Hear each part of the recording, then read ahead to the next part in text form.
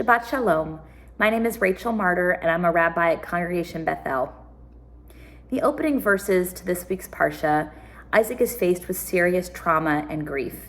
He's just been nearly sacrificed by his father Abraham on Mount Moriah, and now his mother Sarah has died.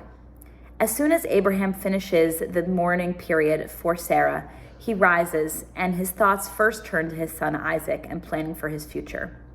Abraham sends his servant Eliezer to Haran to find a suitable wife for Isaac.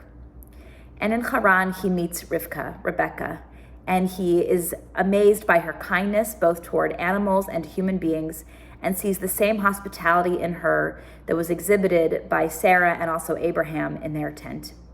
And when Isaac meets Rebecca, he also is filled with love for her, as the Torah tells us that he was comforted by her following his mother's death, and he loves her. He takes her as his wife and brings her into his mother's tent. A midrash in Breshit Rabbah explains the significance of Isaac bringing Rebecca into his mother's tent. While Sarah was alive, says the midrash, a light was always shining in her tent. There was plenty of challah, and a cloud rested over the tent as divine protection. But after Sarah died, these blessings went away.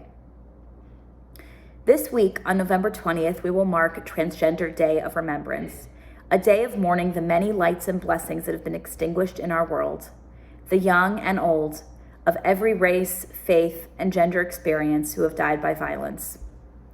May we commit to raising the visibility of transgender people and address the issues members of this community face.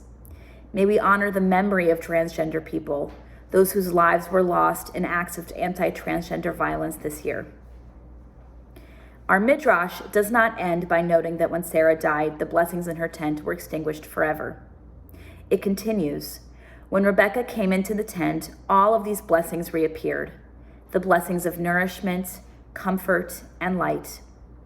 When we remember the lives lost through violence and recommit to fighting ignorance and hatred, we bring light into darkness and turn despair into hope. Shabbat Shalom.